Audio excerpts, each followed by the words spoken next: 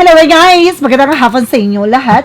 I am Jean Rodriguez from Masagari Channel of Faith Ozo at Reader. So ngayong hapon na to, tignan natin ano kayong sabihin ng ating mga gabay. This is something an urgent pasilip na para sa ating president, na si President Bongbong Marcos Jr. Hagilapin natin at tuklasin natin maaaring masagap na sa energy niya. So once again, ito ay pawang gabay lamang upang masilip yung mga bagay na posibleng mangyari sa kinakarap upang mabigyan natin ng gabay ang ating presidente. Na malaman niya yung mga bagay na dapat niyang gawin, maiwasan niya yung mga bagay na dapat niya maiwasan, And of course, don't forget to like and subscribe my channel and hit the bell for more videos update. Maraming salamat sa mga walang sawang pagsuporta sa aking channel, lalo-lalo na ang dirigi-skip ng ads, so ay pagpalain kayo. Nang Diyos at may kapal, siksik, liglig, umapaw na biyayang manang balik sa inyo. Let's see guys, what is the messages, advices ng ating angel spirit for our president, na si President Bongbong Marcos. Let's see and watch this.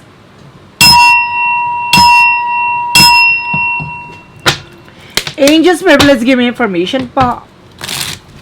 Ano kaya ang masasagap natin, ngayong hapon, umaga, gabi, tanghali, madaling araw man sa lupalop ng mundo. Ito na yan. Angels, let's give me information pa. Okay, so there's something with the King of Swords. We stop the pattern. Putulin mo yung mga bagay na hindi nagsaserve sa'yo. So, sinasabi dito mas maging wise siya. Na mas maging matalino siya sa mga bagay na gagawin niya, sa mga desisyon na gagawin niya. The King of Wands, something stop the pattern. Being intelligent, and of course, kumbaga, sinasabi dito, may lalaki dito maaaring pumutol ng eksena or maaaring, matalino tong lalaki na to na maaaring, kumbaga, siya yung maglilinis. I feel something na parang siya yung magtatanggal ng negative sa paligid, And there's something with a Knight of Cups. There's an offer. Na may offer daw na darating dito. Now, there's something tandem. Now, there's a partnership na maaaring dumating. May proposal. Additional messages. So, there's the full card. The full card is something in your beginning. So, there's something in your beginning coming in. Now, there's something in leap of faith. Kailangan subukan ng pananampalataya at tiwala. So, ganun.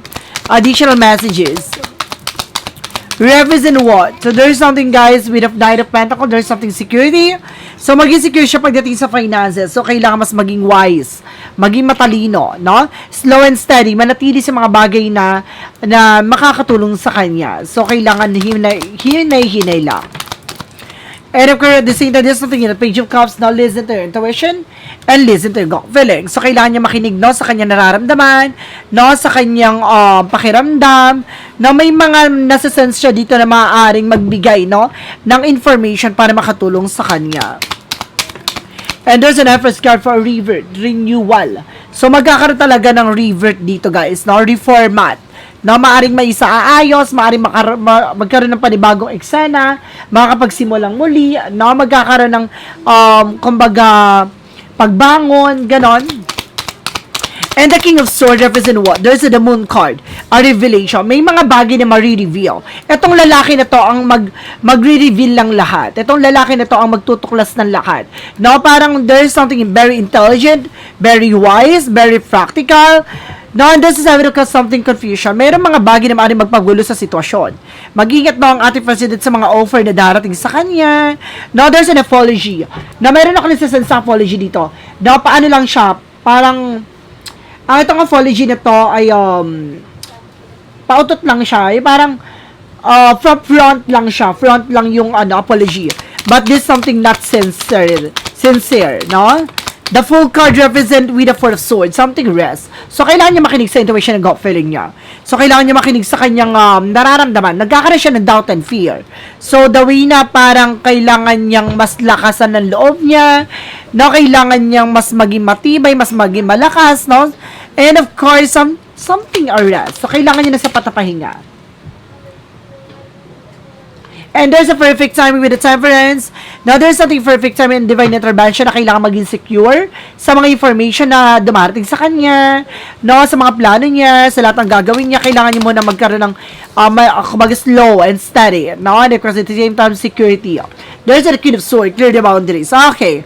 Meron daw ditong babae, na maaaring there's something fishy, malansang isda, na maaaring mahuli.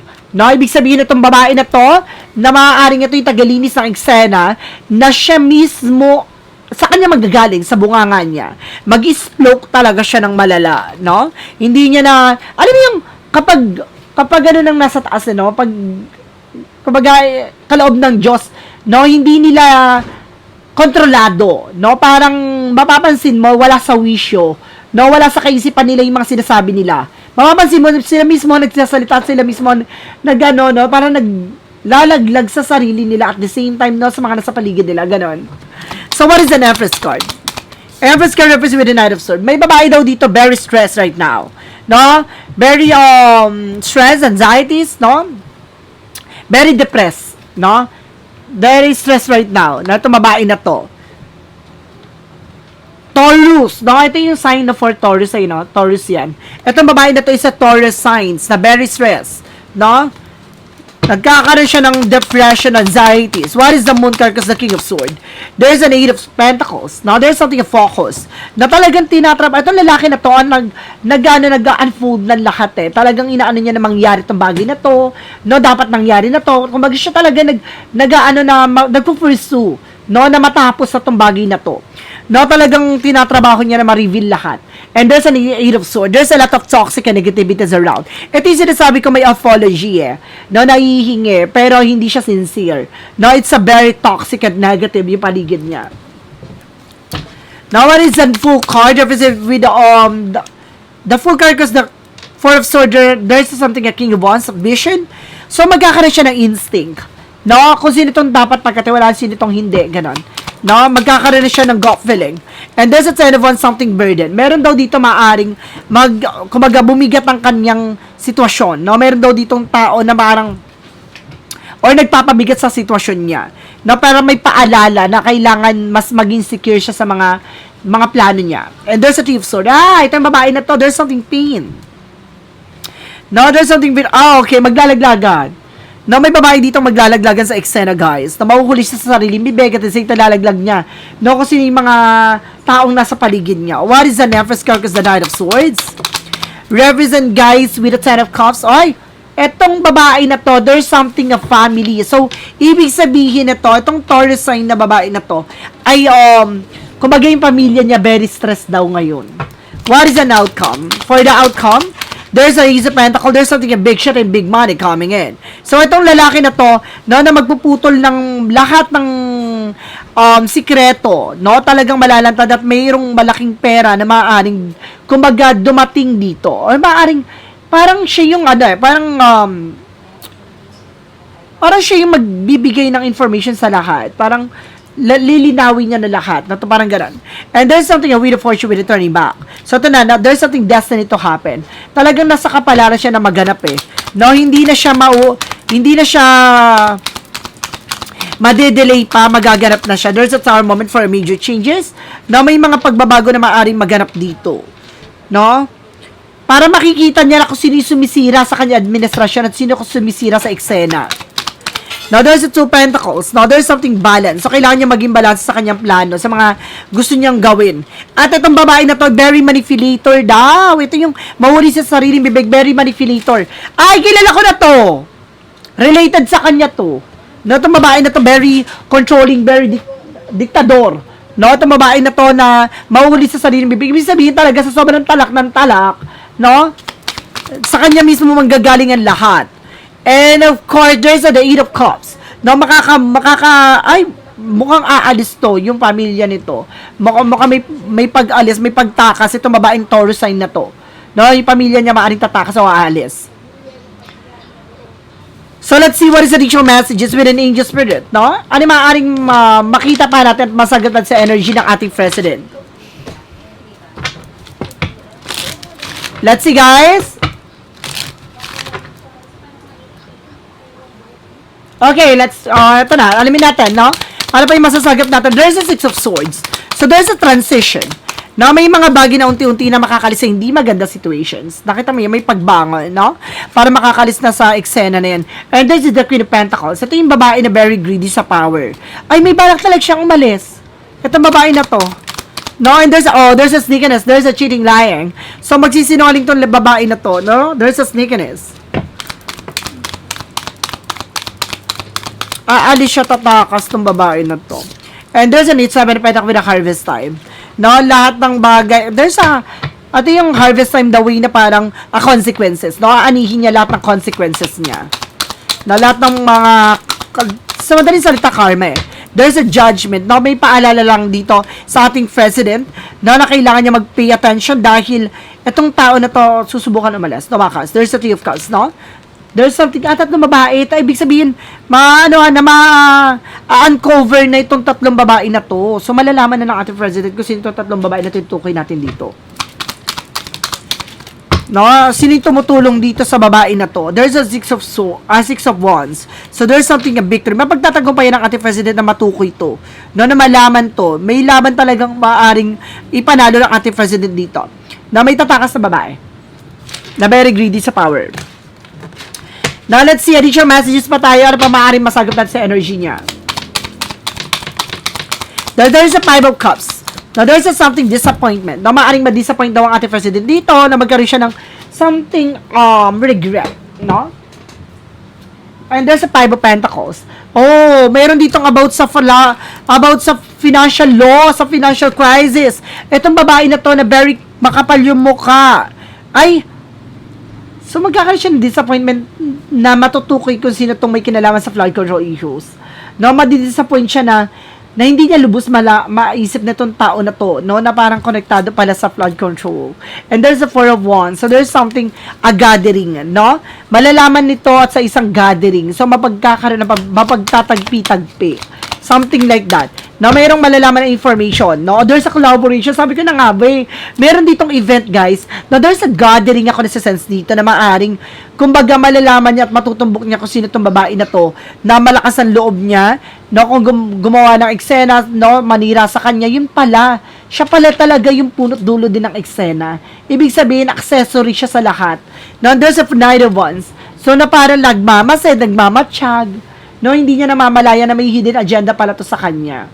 So, let's see what is the additional messages. Oh my God. Very interesting kung sino yan, guys. Alam ba yung masasagot natin sa energy ng ating president? No?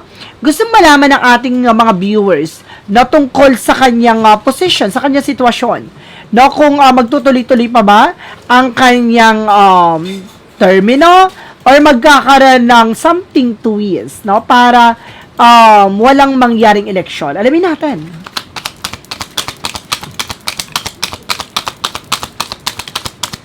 Okay, let's see. Let's find out. So, there's a Four of Cups. Now, they're just reevaluate and analyze. So, nagkakaroon dito ng realization, confusion. Mari may mga part dito na maaaring naguguluhan siya. But, there's something, the Sun card. No, lalabas at lilinaw lahat ng bagay na maaaring posibleng mangyari. Na mas maganda at positibo ang kalalabasan. And there's a Ten of Pentacles. Long term. There's a possible magkaroon siya ng long term. No, long term position. So, there's a possible. Pero sa ngayon, no, malabo pa, naguguluhan pa siya, no, hindi, kumbaga, hindi niya iniisip pa sa ngayon, no, nakita niya, parang nagkakaroon siya ng confusion, natatanggapin niya ba yung offer, ganon. So, parang inaano niya kung itutuloy niya ba yon, no, kung ilalaban niya ba yon. So, nagkakaroon siya ng ganong confusion, no, hindi niya kaya, kumbaga natatakot lang siya sa mga yung mga sinasabi, no, towards him, no, talagang kumbaga magkakaroon kasi dito ng positibong kalalabasan, magkakaroon siya ng long term. So ibig sabihin talagang possible, no, na mag-continuous pa ang kanyang position. There's a Chariot card, no, magkakaroon ng action ng movement doon, kasi doon magkakaroon ng development. So mayroon talagang pagbabago ng mangyayari. No, may possible. No? Magkakaroon pa siya ng, kumbaga, baka mabago ang konstitusyon. No, magkaroon ng changes. Or maaring walang mangyaring election. No, or maaring, no, in the, kumbaga, in the better situation pa dito is, kumbaga, maging prime minister siya. Diba ganon? So, let's see. Additional messages pa tayo. Ang galing. Ang ganda ng reading niya. In fairness. Let's see additional messages. Ano yung maaaring mangyari, no? Dun sa Senado. No, dahil syempre connected din naman sa kanya administrasyon yon. So let's see, alamin natin. And this is strength card. Kailangan ng confident at lakasan ng ang pakiramdam ng ating president. This is something devil card. Oh my God! Yung Senado, very demonic daw. Na ibig sabihin, pinamumunuan ng mga demonic. Totoo yung 13 Judas, no? 13 Judas. That there's an emperor. Ay, lalo na yung yung nasa position. Ay, siya pala talaga ang no? Sa bagay, ayaw niya talaga before, di ba? Ever since ayaw niya talaga kay Bongbong Marcos, kung makaano nga siya, di ba? Makabuelta at makasira siya, di ba? Sinisiraan niya ganito. So, oh my God, very demonic daw yun. Ibig sabihin, no, ang pagkuha niya sa position na yon ay, kumbaga, hindi maganda. So, hindi rin maganda ang kalalabasan niyan. So, let's see. No, alamin natin. Naloka ako doon. So, let's see, alamin natin, no? Magkakaroon ba ng mapayapa at maayos na eksena pagdating sa Senado, sa Senate, no? Let's see. There's a death card. So, matatapos. So, may mga bagay na maaring matapos na dito. There's may hidden agenda. There's an hidden enemies. So, mayroon bagay na maaring matapos na ay nalalaman na yung konektado ni 10K. Malalaman na yung konektado ni 10K sa letter B and letter J. And of course, there's something may partnership. Oh. So, bigyan matutukoy talaga. Malalaman. So, magiging maayos. Pero kailangan matuldukan. No, yung hidden agenda. No, yung something a mystery. So, let's see. Alamin natin, no? May impeach ba? No, dahil naman niya sa administrasyon niya, so may impeach ba, no, sa position, no, yung kanyang vice president. May result na. Awaiting for result, wait of a ship. May lalabas sa resulta. There's a 6 of cups. There's a past person coming back. So, ibig sabihin, maraming mauungkat from the past. So, maraming mabubulabog. Maraming resulta na lalabas. There's a star card. A wish fulfillment. So, there's a possible, ano man yung hinihiling ng karamihan, ano man yung hinihiling na mamamayan, ay maaaring magkatotoo. No, magkakaroon na dito ng balance at recovery sa ating administrasyon. So, ibig sabihin, mapuputol talaga ang lahat ng demonic leader, guys. Now, let's see. Magiging maayos ba ang administrasyon ng ating president bago matapos ang kanyang termino or bago matapos ang taon ng 2028, no? Now, there's an Ace of Cups. Now, there's something a love. Ibig sabihin, mababalik, no? And of course, mababalik yung tiwala, ganon. And of course, meron daw babae dito na magaling magmanipulate. No? Meron daw ditong inggitera. So, ibig sabihin ito, no, matatapos niya, pero ang pinaka nagdidictate dito at nagdidiktador at gumugulo na eksena, itong babae na to, magaling magmanipulate, magaling maglaro. No, nakita mo yung parang laruan na yan. No, parang kinokontrol niya. Ibig sabihin siya yung nagbubuyo, siya yung nagchichika, dahil sa inggit. No, there's a Knight of Swords. No, at meron siyang iniingatan, no, isang lalaki na iniingatan about sa pera. No, meron daw dito parang nagsusupport. No, there's a provider. May lalaki daw dito nagsusupport about sa finances na lahat ng kaguluhan na nangyayari. Meron daw lalaki na nagsusupport. Sino ba to? No? Ito ba si Tandang Kokey? No, si Tandang Kokey ba yan? There's a shadow work of in what? Baka yung nagsusupport si Tandang Kokey yun. No? The shadow work of in what? And there's something sacred boundaries. Oh my God! Kita niyo yan? There's a cross. So, ibig sabihin, there's a guided talaga ng ating angel spirit, no? Respecting and honoring your limits set you free. So, ibig sabihin dito, kaya nagkakaroon ng limitation ng ating president sa bawat kilos at galaw niya. Lalo-lalo na sa mga nangyayari. Kaya tingnan niyo, isipin niyo, behave lang siya ganon. Kasi not because sacred boundaries. Diba? Kumbaga, meron siyang respeto sa kahit anumang posisyon. No? Sa kahit anumang sitwasyon. So, meron siyang respect. Ay, ang galing, no? So, let's see what is the clarifying for life situation. There's a trust yourself. So, kailangan niya magtiwala sa sarili niya. No? Sa ng ating president, kailangan niya magtiwala sa sarili niya. From what lies beneath wicked future. From what lies beneath, we hear future. And B, insecure. Taming gitara talaga. Etong yung gitara ito, mataas ang ego niya, no? And there's a falling apart. Falling into pieces. So, talaga mabuo-buo talaga. Yung puzzle. No, mabibigyang buka talaga kasi no, itong mga taong malaki ang inggit sa kanya. There's a betrayal. No? At ito yung nag-betray sa kanya pa. Yun, dahil sa inggit. No? Oh my God, ibig sabihin tatama na yung bola kay ano? No? Tatama na yung bola kay,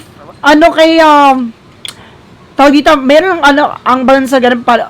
Kay, kumbaga, tatama na yung bola kay, siya eh. Ano ba yan? Paano ba yun? Kay Manga. Charis. Let's see. Diba, there's a betrayal. So, ito yung nag-betray sa kanya. Ito yung inggit sa kanya. At mabibigyan ng mukha na. Ibig sabihin, isa din siya talaga sa may kinalaman sa lahat ng kaguluhan, no? No, dahil sa betrayal, there's something in envy. Ito talagang, oh my God. Grabe, no? Etong betrayal na to, hindi lang tungkol sa kanya. Nag-betray to sa bayan, sa Pilipinas, no? Na talagang binitray ang ating bayan. Na talagang bibigyan ng mukha na lahat ng mga taong inggit. Ganun talaga, no? Ang isang tao talaga, once na kinain ng inggit, no? Wala talagang mangyayari.